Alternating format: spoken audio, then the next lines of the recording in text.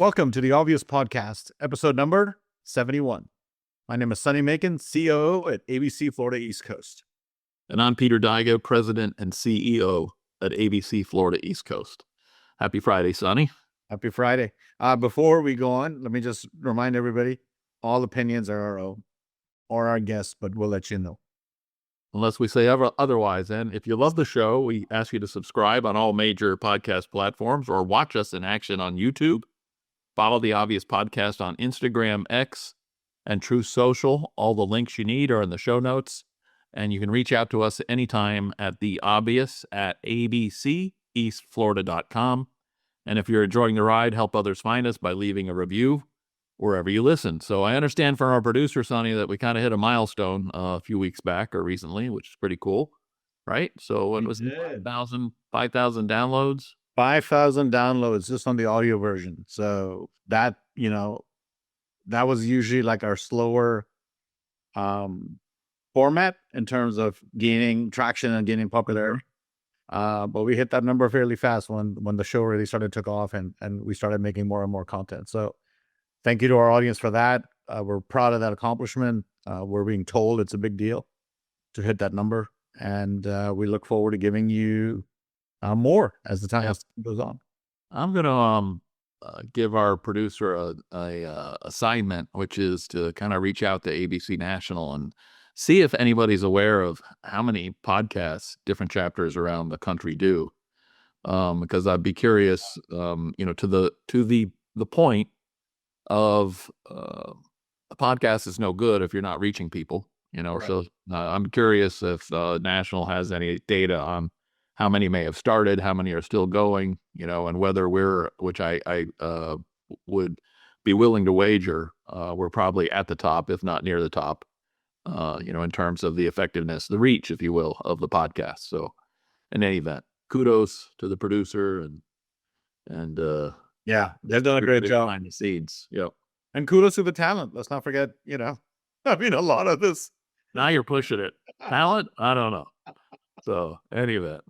But yeah, it's a new year. So, we're going to talk about something that we're excited about. It is annual ABC Florida East Coast Legislative Conference in Tallahassee, which is happening January 20th. Well, as much as we'd like to take credit for it, it's really the ABC of Florida LegCon. Oh, ABC Florida. You're right. But yeah, an important 5 chapters coming together and yep, it's a very important conference. And I just wanted to kind of, talk about it a little bit, let our audience know what it is, what it looks like, what it entails, why it's important. But I also wanted to get your perspective on it because 27 years ago, you started your career as the government affairs director. So I'm super curious as to kind of how it's changed and grown and the impact that you've seen in all of your time at ABC in Tallahassee. And for those of us who live down south, it's a nice opportunity to experience some cold weather without, having it be brutal. Well, one year I remember we went, it was like 5-10 degrees and it was like shockingly cold. Yeah. Like it's often the case in Florida, it's kind of a roll of the dice, right? So yeah, this conference is either usually in January or March, depending on, I don't know how many people, first of all, maybe a little history, Sonny. Yeah. The Florida legislature. Before you get into that, I do want to share this story with the audience. Last year, it snowed in Tallahassee, right? And then as our audience knows, I have a daughter who's studying at Florida State. She calls me because she has, using her hands, scraped the snow off her car, but her windshield is iced up and she doesn't know what to do, right? And my first thought is like, what do you mean you don't know what to do? You don't know where the defroster is? And then it hits me that this whole time I had never told her about the defroster because it never occurred to me that there would be a button she would need to use. So I was like, okay, FaceTime me, get in the car, I'll show you. And she's watching this thing melt and she is so impressed. She's like, this is great. I'm like, sweetie, this is how the rest of the country deals with iced over vehicles. Just so you know. Yeah, it's an interesting story because, there's probably a lot of people who aren't familiar with Florida geography itself don't realize, that you get in the northern part of the states multiple days a year below freezing, So, there are parts of the state that get quite cold. I wouldn't say snow is irregular. It's pretty odd. It's an oddity regardless of, even in Tallahassee, it was an oddity. Yeah. So, but it does get cold in parts of the state for more seasonal. So Yep. in parts of the year, as opposed to where we're at, which is a more tropical. Yep. So I remember we had the coldest meeting I remember. We had a member who had the heaviest thing he had was a suit jacket, and that's it. Was flabbergasted by how cold he was. yeah. And you can't really, if you're not prepared, unfortunately, in Tallahassee, there is a bit of a block or two of walking back and forth between the Capitol and meetings, and usually our receptions or the host hotel or whatnot. So doing warmly. yeah, absolutely, because you don't know what you're going to get. Although maybe I guess if you check a few days beforehand, you might be able to pack a little more accordingly. But it's the legislature meets. I don't know. A lot of people probably are unaware, but the Constitution of the state of Florida dictates that the legislature meets only for 60 days a year. So, and the 60 days for many, many, many decades was always, I think, the first Tuesday after the first Monday in March, and then it ran for 60 days. But a while back, the legislature changed so that during election years, they move it up by 60 days. So I think it's the first Tuesday after the first Monday in January. And what's the reason for that? Well, they needed to get out and campaign earlier.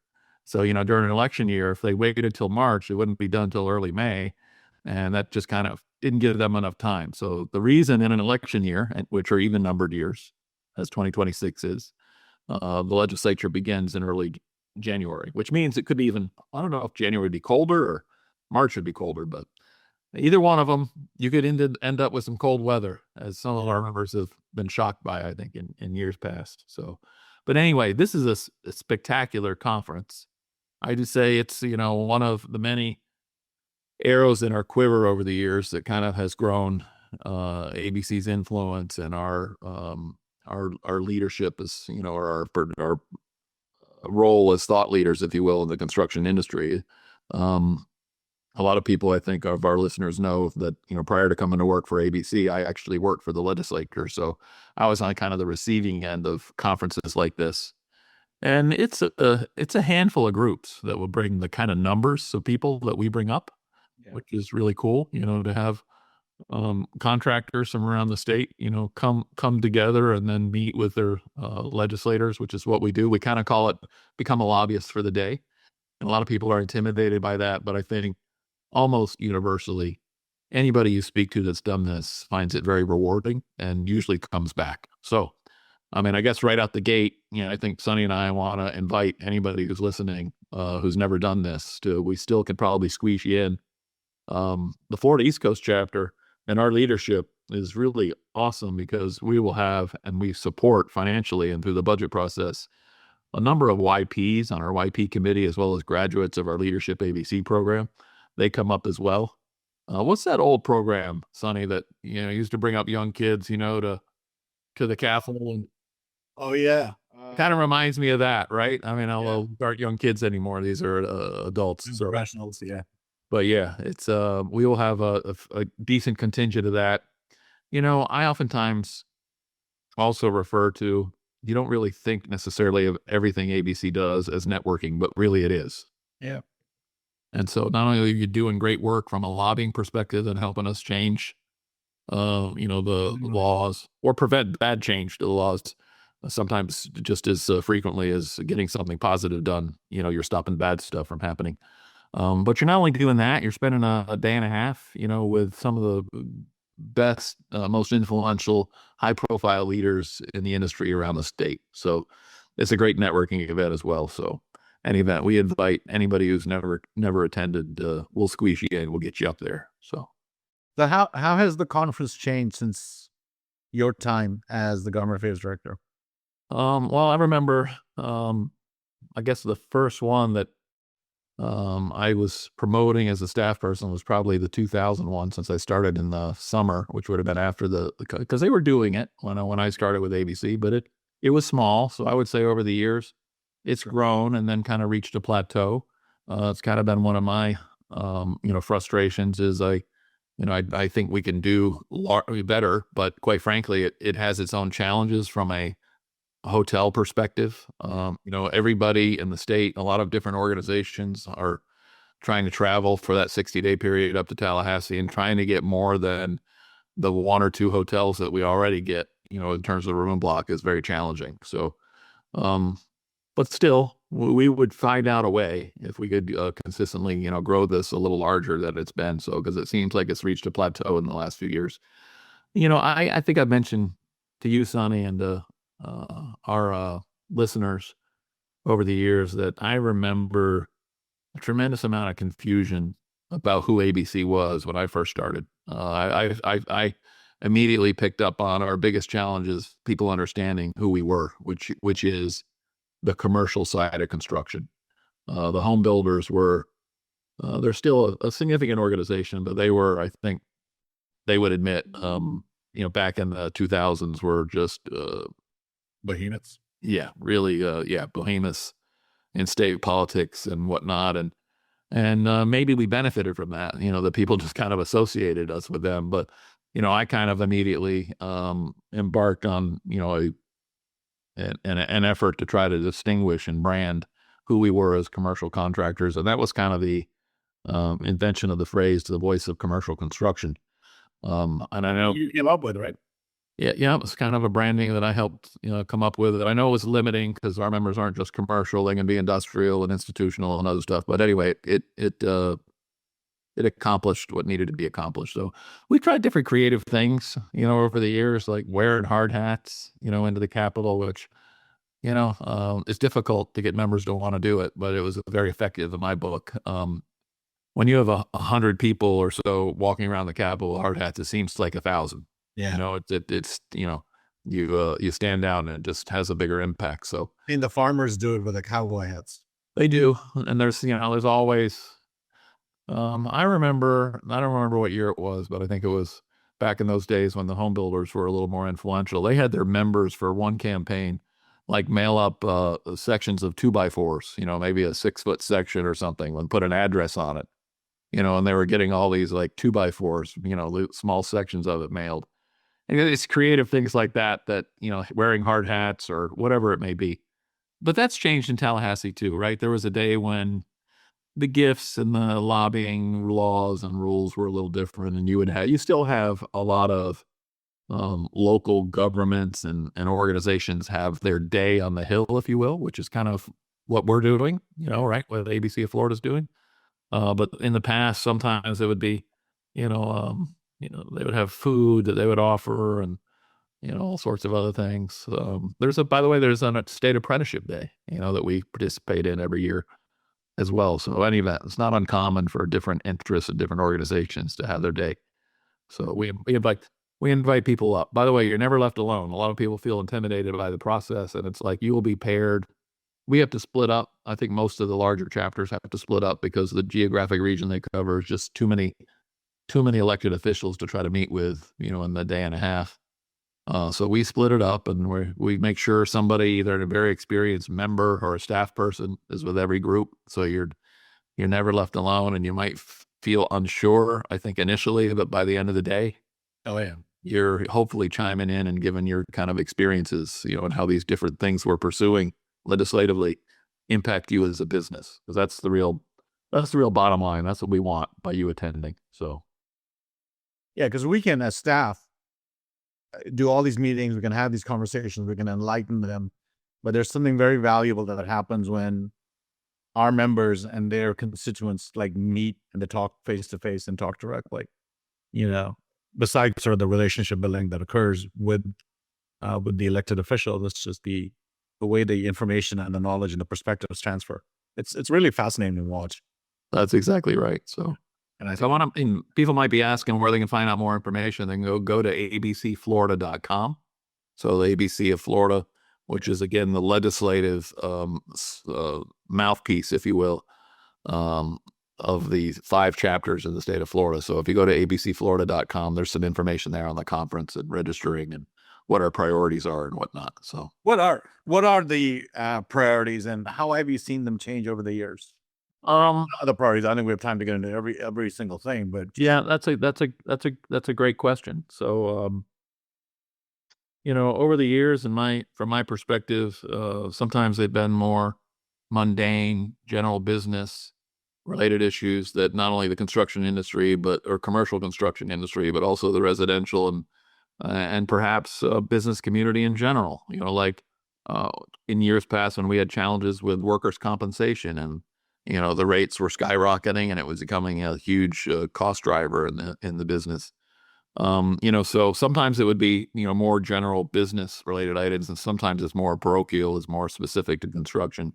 Yeah. Like whether it's a lien laws, there's some things it seems like every year, there's we have to keep our eye on, and or we have a bill either pertaining to the lien law or the statute of repose, or some of the things that are so important to this industry and its success at the state level.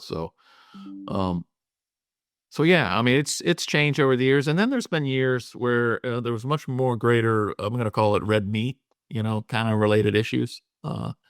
In years past when we were successful in making Florida a right a not well Florida's always been a right to work state, but our national office was trying to get as many states as possible to adopt in a free market anti-project labor agreement legislation as possible. We were successful then, and sometimes those issues are much more red meat in the sense of they pit labor against management, if you will. And so any event, that's kind of how in my these issues have changed over the years. Sometimes they're more mundane and more just general business oriented as opposed to construction or red meat, if you will. So I do want to share that your comment there just reminded me of speech Mike Pence. I don't know if you remember who Mike Pence was. He was vice president under first Trump administration, and he may be running for president again. Who knows? right? Who knows? And by the way, I heard he started a new think tank just to compete with Heritage. To compete with Heritage. And it's poaching a lot of their people. Huh. That'll be on a different episode. I wonder what does Heritage do that he feels like needs competing against? I wonder. I think he sees them as too pro-Trump, and therefore too pro more of the controversial elements on that whole movement. So, So you looked up the exact quote. I think I've quoted it in the past, which it's admirable to me, and I think for him to have and we've had him and presidents in the past, Reagan and Bush and all sorts of the great leaders in the Senate and the House speak to ABC when we go to Washington for our legislative conference, which again, similar to what we do in Tallahassee, happens every year, usually in June. So, but what was the exact quote he said? Which again, I'm constantly reminding people, of what about us made a leader like that say what he said, right? And it's not because we're timid or because we lick our finger and stick it up to the wind and try to find which way the prevailing winds are blowing. That's not ABC, and that's kind of reflective, I think, in his quote. So, Marine Corps. He said, "I want to thank the Marine Corps of American politics, the first on the beach for freedom in the workplace, the Associated Builders and Contractors of America, for their service to the nation and the communities where they live and work. The truth is that the members of ABC fight for a stronger and more prosperous America. We're coming alongside men and women like me and my family each and every day. And I'm going to make you a promise." This is 2017, he's saying. President Donald Trump is fighting every day for all of you and the values of this great organization. It's amazing to think for more than 65 years, ABC has stood without apology for the time-honored principles of open competition and free enterprise. That's beautiful. Yeah. Yep. So anyway, help us in Tallahassee to, there's not a lot of organizations. We've talked a lot about this, Sonny, in private, you and I, and even with some of our members, there aren't a lot of organizations that are so principle driven, much less guided by the principles, the values, and the mission of the merit shop, meritocracy, and the free markets. Do we need to tear down, the one last bastion? Yeah, the one last bastion left. I'm going to share a story with you. I don't know if you can, if you're watching this on YouTube, you can see the sticker behind me. This is Reagan Bush 1984. This is an original 1984. And as if you're watch this show any amount of time, I'm not a big Bush fan, father or son, but I'm a big Reagan fan. But what I wanted to share with you is this is an actual bumper sticker from 1984. And the reason it's here is we found a stack of these in storage at ABC. So we have a long history of supporting free market and competition. And we were probably taking hits then too, no doubt. Oh, I'm sure. I'm sure. You know, and by the way, people that didn't live it, you know, Reagan was crucified by the media, just like every Republican frontrunner, you know, is today. You know, remember the whole, you know, he's gonna cause nuclear war. It's, I mean, there's certain arguments that you can count on, Right. and you're gonna hear it every 4 years. Yep. They're all racist and they're going to get us killed. Republicans are, you know, making old people decide between healthcare and dog food, or eating and eating dog food, and you know, they're going to kill Social Security. It's like you can set your watch by these arguments. Yeah. They had Mitt Romney pushing grandma off a cliff, remember?